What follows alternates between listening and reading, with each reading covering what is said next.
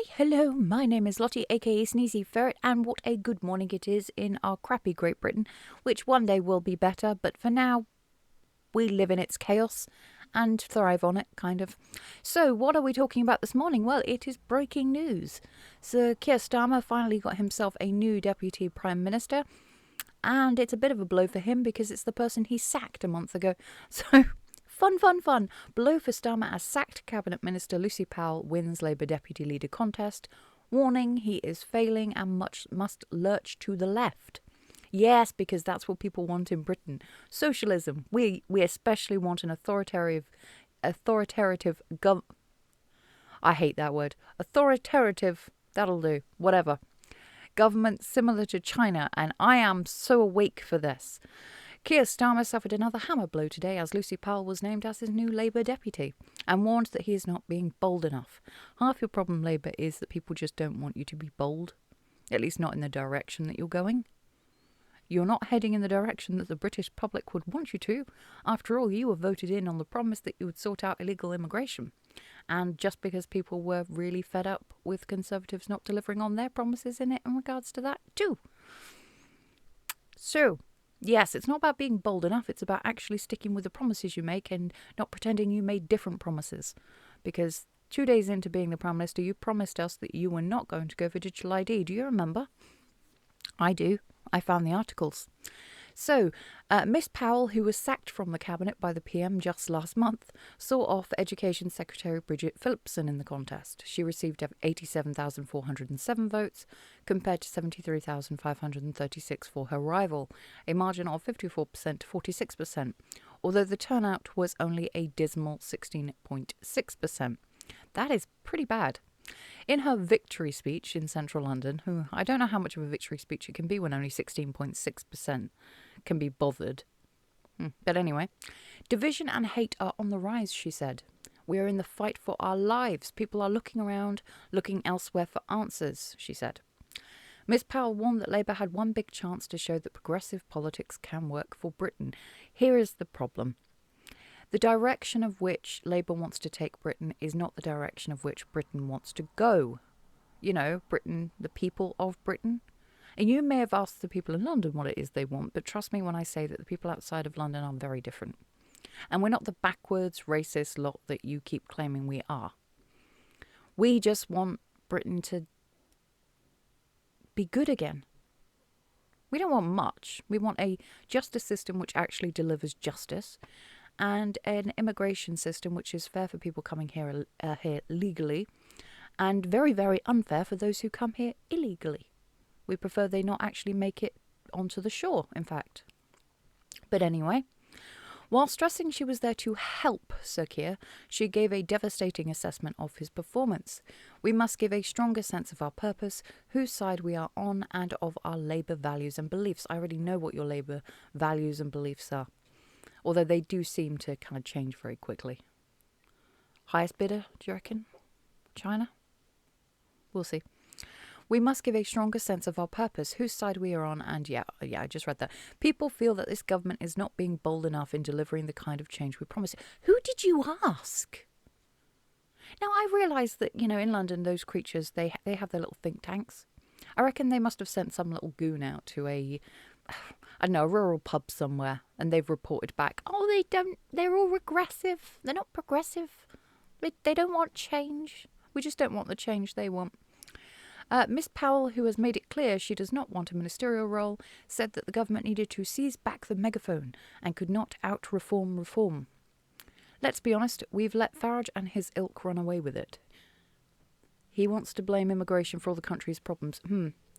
Yeah, immigration is partly one of the problems that we care about. There are multiple problems. She's correct in that. But it may be comments that you keep making like that, because I'm sure you didn't say "and his ilk" without a disgust look on your face. Now, I will remind you to possibly look what happened to Hillary Clinton when she started insulting half the voter base. Because I promise you, more than half the people are probably for Farage after seeing the absolute disappointment and disaster the Labour Party have been so far. Speaking after his new deputy, Sir Keir admitted the extraordinary disaster in the Senate by-election for Caerphilly yesterday had been bad. Understatement of the year. He accused Reform and the Tories of wanting to deport our neighbours with retrospective changes to indefinite leave to remain status.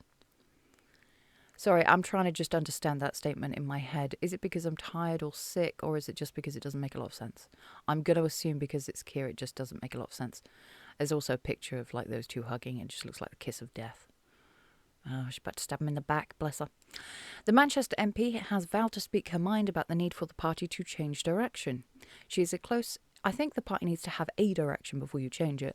She is a close ally of Andy Burnham, seen by some as a potential replacement for Sir Keir, although I did just say that their direction is not our direction. So yeah, they've got one. I just don't like it. The result comes amid mounting Labour panic about a collapse in public support and the threat from Reform. Yeah, Reform is now a valid threat to them. Although they came second in the Caerphilly race, I don't think they should be as disappointed as I think they are. I think that seeing as they had an alternative party they kind of trusted, because I think Plaid Cymru have been in power there before, they were more likely to go for that.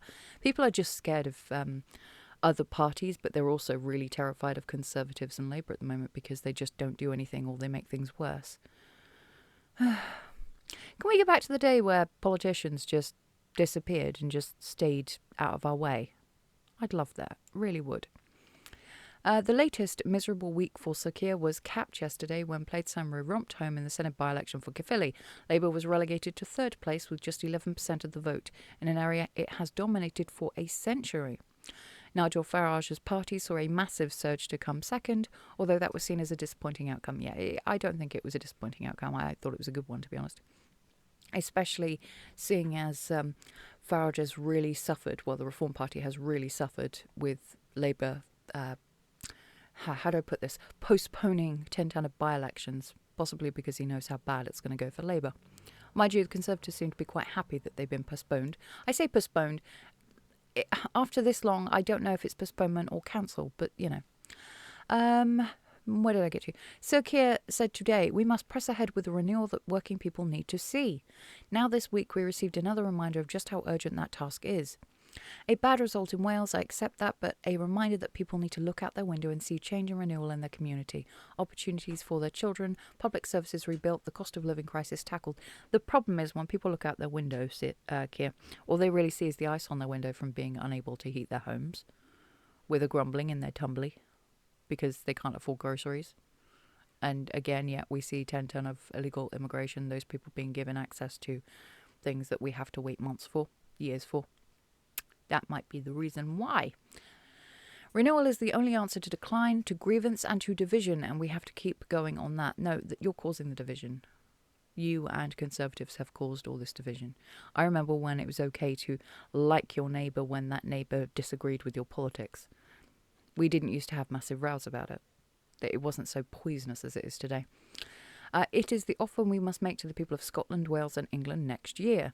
And that means we must come together, we must unite, we must keep our focus on what is, in my view, the defining battle for the soul of the nation. We'll stop calling people ilk, because that's not really uniting language, is it? That's divisive language.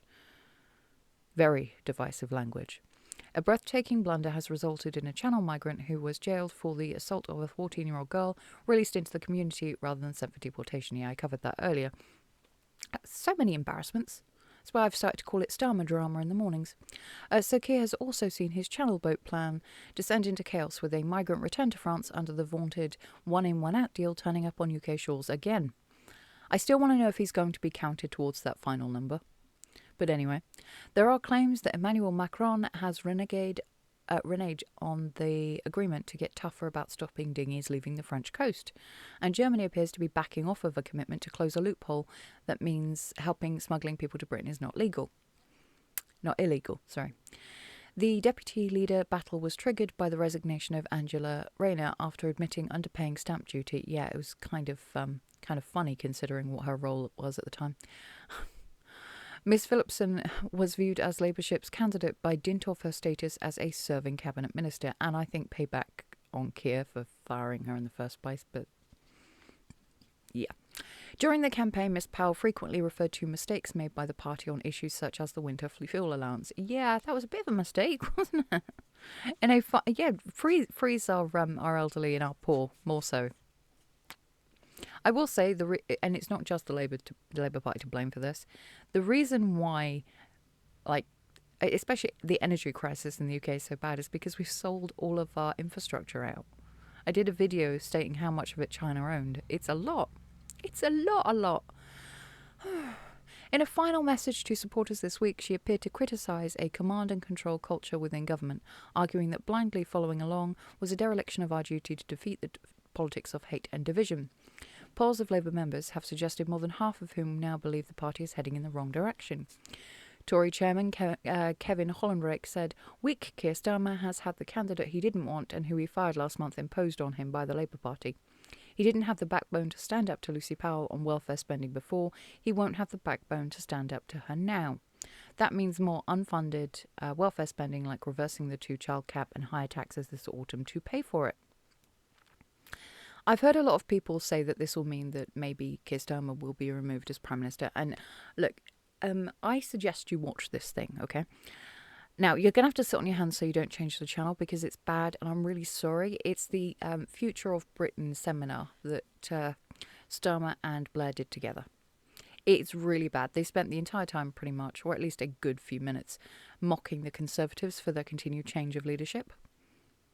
Yeah, there is no way in hell that they're going to want to replicate that, because if they do, I'm going to be playing that video clip over and over and over again for the next lot of their term, because of how funny it kind of is to me. Don't insult somebody on something, then repeat the mistake. It's not a good idea, not a good look.